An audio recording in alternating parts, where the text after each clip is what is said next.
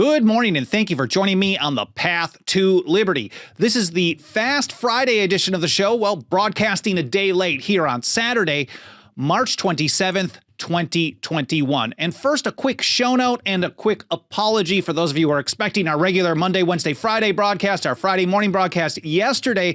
Unfortunately, my Thursdays, the day that I have to prep for the show the next day, have been absolutely slammed lately, and I did not have enough time to get prepared to do the broadcast yesterday, and I figured it would be fun to just do a special edition over the weekend anyway, and I may have to do this from time to time in the weeks to come. I know almost certainly this next week, because on Thursday I'm going to be going over on the west side of town, and that could be with traffic and stuff here in LA. I could be gone half the day. I'm going over to Reason Studios, Reason Magazine, to do an interview with them about Second Amendment Preservation Acts, and I will keep you guys informed on how that goes. But if I'm not around on a Friday morning, it's probably because I will do the show on Saturday like I am today. Anyways, on this episode, I want to briefly explore why efforts on the right to reject, resist, undermine, defeat, nullify, stop federal gun control enforcement pretty much don't exist. I mean, we have some things pending, and I think we'll get some through. But here we are, decades after the left has already been using this as a tool on various issues. We're still not seeing it in any type of widespread way on the right. Now, look, banning state and local enforcement of a federal gun control measure is the strategy for it. That's the foundation to bring those to an end. That strategy comes right from James Madison, as you're probably aware, in Federalist 46. It also has the backing of the Supreme Court in 5 major cases from 1842 to 2018 in the Anti-Commandeering Doctrine, which holds repeatedly over and over from the Supreme Court that states cannot be required to use personnel or other resources to help enforce, effectuate, or implement federal acts or regulatory programs. So this should be a no-brainer. It comes from the father of the Constitution, backing of the Supreme Court. We know it's already being used all over the place from the other team. Why doesn't the right do this? So today I've got a few examples. I'm focusing on 3 main ones of how really a bad foundation from so-called Second Amendment, pro-Second Amendment legislatures on the Constitution, on strategies to defend it, and even on the Second Amendment itself are really the biggest roadblocks to ending federal gun control in the states. But first of all, before getting to that, my name is Michael Bolden. We broadcast live every Monday, Wednesday, and Friday, or Saturday at 9:30 a.m. Pacific time, from here in my home office and studio in downtown Los Angeles for the 10th Amendment Center.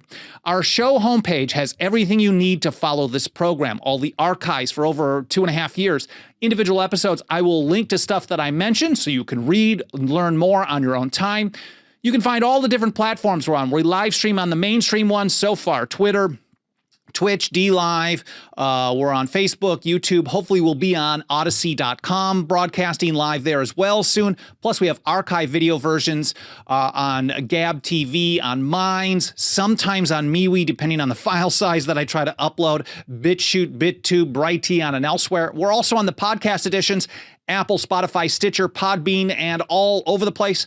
Again, that show homepage where you can find all those, including our membership program where you can put your financial faith behind our work for as little as $2 a month. That's 10thamendmentcenter.com/path to liberty. All spelled out. Again, 10thamendmentcenter.com/path to liberty.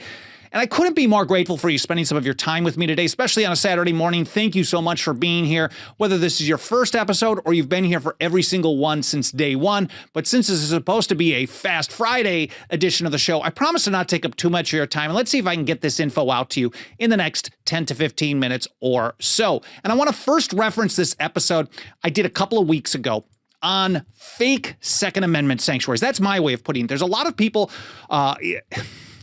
primarily on a local level, but now we're starting to see it on a state level as well. So-called gun rights people, so-called Second Amendment legislators and politicians that are coming in and saying they're going to set up a sanctuary for the state or a city. And this episode, I was focusing on efforts on a state level where they really create a sanctuary for nothing. And the question is, are they ignorant? Are they grandstanding? Maybe a little bit of both.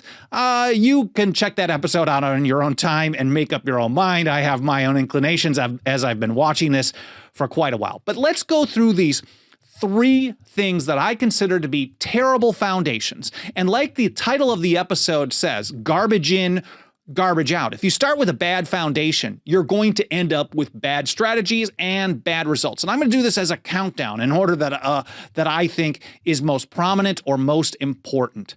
And I want to start out with number 3. They're basically always looking for permission before they do anything. And I want to start out with a bill in Tennessee, House Bill 928.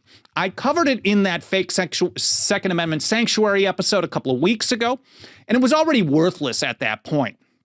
And so we put the word out there on Twitter and that episode, and we sent out some emails and things like that, basically saying, look, this can be fixed. I know we even tagged the sponsor in a tweet publicly, say, here's what can be done specifically to improve this bill into claiming to be a Second Amendment sanctuary into actually doing an effective concrete ban on enforcement of federal gun control.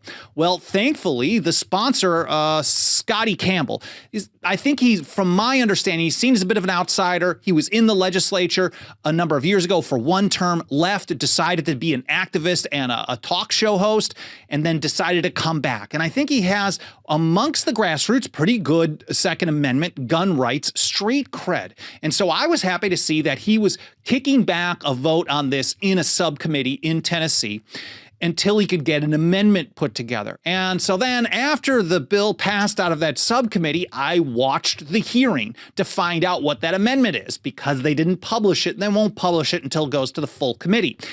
And, well, I know some people did reach out to the sponsor as well. Who knows? I guess he heard that it needed to be amended from somebody. I don't know if it was us, maybe not.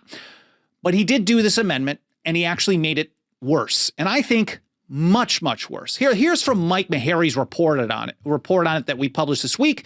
He says, under the amended language, the U.S. Supreme Court or the Tennessee Supreme Court must first make a determination of constitutionality before any prohibition on enforcement would go into effect. So it started out as something that claimed it would end enforcement of federal gun control, but really that had a kind of a legal loophole, which really did nothing. We provided the solution on how to change the language so it would actually be a prohibition in practice. And instead of doing that, he took the bill and offered an amendment to his own bill in subcommittee that says, well, I want to change it now so that once we get a confirmation from the federal court, the Supreme Court specifically, or the Tennessee Supreme Court specifically, that says that this act is unconstitutional, this federal gun control measure is unconstitutional, then we'll stop enforcing.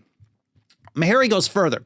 He says, as introduced, there was at least a slight chance that on-the-ground officers would use their own discretion. Of course, they take an oath to the Constitution. They should be using their discretion all the time to not enforce stuff that violates the original legal meaning of the Constitution, not waiting for a court to tell them. Literally, this is their oath of office. That's their duty.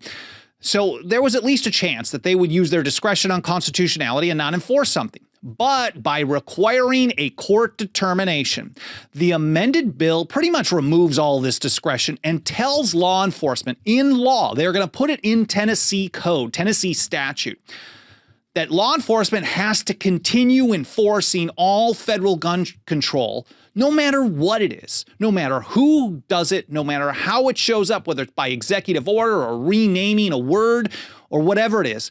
They have to keep enforcing it until a court gives them permission to stop. Law enforcement agencies, Mike writes, will certainly use this type of language as political cover, really. But he says as an excuse to cooperate fully with enforcement of federal gun control whenever they can. Now, they don't actually have to wait for permission. And Mike goes a little bit further to explain this. He says the state of Tennessee does not need permission from any court to end enforcement of federal gun control. That's what is this big problem. Number 3 is they're wanting to get permission. Why does Scotty Campbell believe that Tennessee needs permission starting today going forward from a court to say, okay, now you can stop? Mike goes on, he says the legislature can ban enforcement of specific acts anytime it wants for any reason. Literally, they could do it because they felt like it. It's Tuesday. It's raining outside. They don't like the president. It doesn't matter. They don't need a reason. They could literally just say, we don't want to participate in this. And Mike goes on, he says, no determination of constitutionality is necessary. It can ban enforcement of all federal gun control simply because it's Tuesday and there's snow on the ground. The Supreme Court agrees. And he quoted me in his report where I said, if Tennessee legislators were serious about creating a Second Amendment sanctuary state, they wouldn't be waiting for permission. They'd end state and local participation in federal gun control right now. And talking about the Supreme Court permission, as I mentioned right in the introduction, this is called the Anti-Commandeering Doctrine. I've done an episode on this. We have a bunch of articles on this. They're all linked in that episode, primarily anti-commandeering, the legal basis for refusing to cooperate. The Supreme Court has repeatedly held, we're going all the way back to 1842, and it isn't just some archaic old thing. It's also most recently reaffirmed even stronger in 2018, where the Supreme Court has held that it doesn't even matter if the state action violates federal law. They cannot be required to do something to implement it, period, or stop doing something. Doesn't matter. And that episode, I think, will be very helpful in explaining that legal doctrine of anti-commandeering a little bit further. I will include it in the show notes. So that's number 3. They're always waiting on permission. They're supposedly Second Amendment people. They've taken an oath to the Constitution for the United States. They've taken an oath to their state constitution, but yet they want to hear that a court tells them it's okay to do something instead of having some backbone. They're really big Second Amendment people, but small on cojones, small on backbone as well. And that takes me to number 2. Number 2, they act like this oath that they take is actually to law enforcement lobby groups rather than the Constitution for the United States and the Constitution for their own state. Basically, what we see playing out in state after state after state, year in, year out, over and over, that if law enforcement lobby groups oppose restricting their ability to enforce federal gun control, and this happens all the time. They aggressively lobby against this. Most of these supposedly pro-Second Amendment people who talk about how they went hunting as a kid and they own this shotgun and that shotgun, and they'll talk about this on a state legislature on the floor in session. They'll like brag about their street cred as far as their right to keep and bear arms. But if a law enforcement lobby group says, well, you can't do this, this is going to make our job more difficult, then they just crumble. And they'll vote against it. They'll change it however they want. They act like their oath is to the law enforcement lobby group, even if on the ground, individual law enforcement agents are saying, look, we want to get this passed. It's the big time people, the lobby people with the money that all states have, and they always push against this. We've seen this over and over and over, whether it's Montana, Missouri, Nebraska, just about everywhere. The number one opposition to efforts to ban local and state enforcement of federal gun control comes from law enforcement lobby groups like sheriff's associations, things like that. In Wyoming, for example, all 23 sheriffs in the past couple of weeks, all 23 of them around the state, signed onto a letter through this whatever law enforcement lobby group, the Sheriff's Association, opposing a Second Amendment Preservation Act there, SF 81, to ban enforcement, past, present, or future, of any federal gun control measure. I mean, it really was it was really a good step forward as introduced by Senator Anthony Bouchard. And then, for example, one guy, Sheriff Jeff Hodge, I forget what county, I think he's Crook County, which is just a perfect name for this guy. He said the only people that the Second Amendment Preservation Act would protect is criminals. And this is all over the place in the Wyoming news. The ban is on enforcing federal gun control, nothing else. It specific says you cannot enforce federal gun control. It gives all kinds of examples of what qualifies as federal gun control. But yet this guy, Hodge, and of course many of the others who signed onto this letter to all the state senators saying, vote against this thing, this is evil, this is bad, it said that they would cause them to have problems dealing with criminals. And Hodge specifically listed child pornography cases, aggravated assault, child trafficking. He's basically saying if we can't have our partnership with the federal agents and the ATF, which shouldn't exist in the first place, if we can't continue to enforce federal gun control at will willy-nilly or by accident, of course, he's concerned about accidentally doing these things, like they're completely incompetent, that they're going to have problems with child trafficking and rapists and murder and all these things. But the fact of the matter is, you have taken an oath to the Constitution for the United States. You've taken an oath to the Constitution of the state of Wyoming. And if you need an unconstitutional federal gun control program, and I know that's redundant, to do your job, then you need to get into another line of work. So number 3 is, well, they're waiting for permission. Number 2, they're in essence still waiting for permission, but they've taken this oath to the law enforcement lobby groups that really does not have the Constitution for the United States, the Second Amendment, anything at heart at all. And then number 1, most of them are really just pretty awful on the Second Amendment overall. And I want to go back to this bill in Wyoming. I tweeted about it.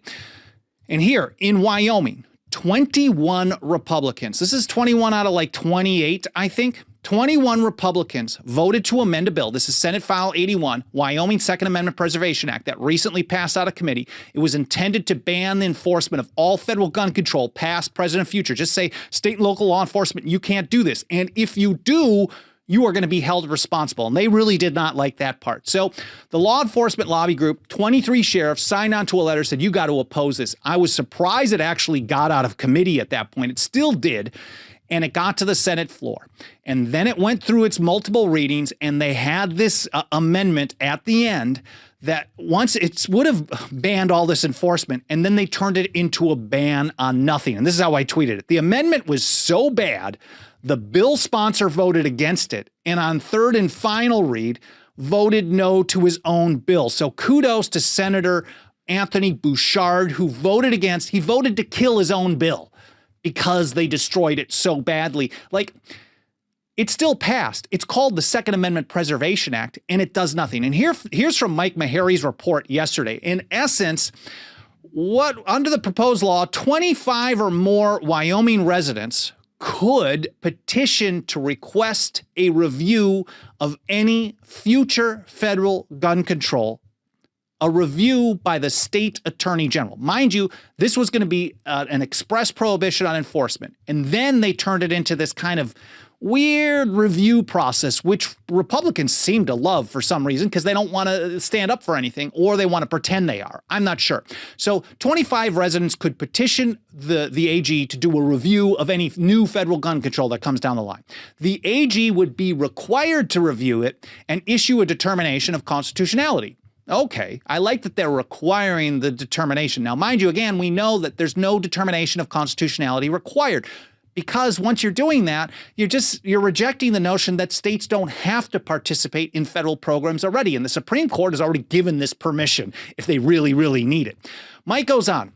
Once this review gets done, he says, if the AG determines the federal action is unconstitutional, and then the Wyoming governor makes an independent determination in agreement with the AG after the AG's opinion, the governor is not even required, may issue an executive order blocking of enforcement of the federal act if, and it's specifically in the language, if the governor thinks doing so is, quote, in the best interests of the state. Now, I don't know what the hell this is really supposed to mean, because I do. They're clearly telling us they just don't know if a federal gun control measure might violate the Second Amendment in the future. They're telling us they don't know if federal gun control measures already on the books. And we're talking about National Firearms Act of 1934, the Gun Control Act of 1968, its amendments in 1986, the NICS system, the Undetectable Firearms Act of 1988, the bump stock ban of 2018, whatever it may be, all of it on the books and everything in between. They're telling us they're just not sure if any of this is unconstitutional, and they need the state AG to make that determination. They need the governor to make that determination. And then even if they both think it's unconstitutional, then for some reason, the governor is then supposed to decide, like, well, is it in the best interest of our state to not participate in unconstitutional federal gun control? They're not sure. So they have to wait and see what someone else says. And then they're going to continue enforcing until they're told not to. Again, this is another way of asking for permission. So I think really what it is they think the Second Amendment actually means something other than what it actually says. They think that there has to be a determination of constitutionality from some authority on the law to tell them in the legislature that federal gun control is a violation of the Second Amendment of the Constitution for the United States. I can clear this up for them right now. If they want permission, you got it from me at least. I can clear this all up. The number of federal gun control measures that are authorized by the Constitution is 0. It has always been 0. It is 0 and always will be 0.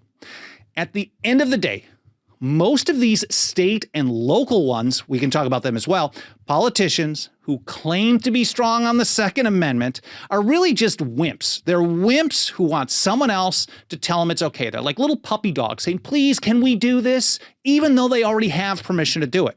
They're also people who don't give a damn about their oath. They'd rather just set their oath to some other outside group who is possibly self-interested from federal funding or civil asset forfeiture or joint task forces where they get all kinds of cash from the DOJ and the Department of Homeland Security and things like that. And they're just really, really bad on the Second Amendment and our natural right to keep and bear arms. Now, look, it's not all bad news.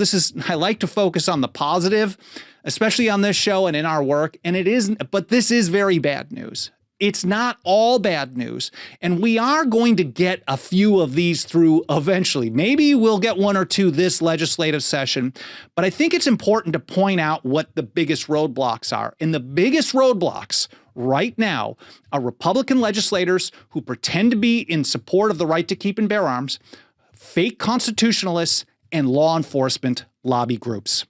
Well, I hope you guys found this interesting. I hope it was educational. I hope you learned something. I hope you're on board with protecting the right to keep and bear arms. I hope you're on board with protecting the Constitution, no matter what the courts have to say, because the courts are wrong over and over and over. If you support our work, you like this show, please consider doing a few free and easy peasy things to help us spread the word.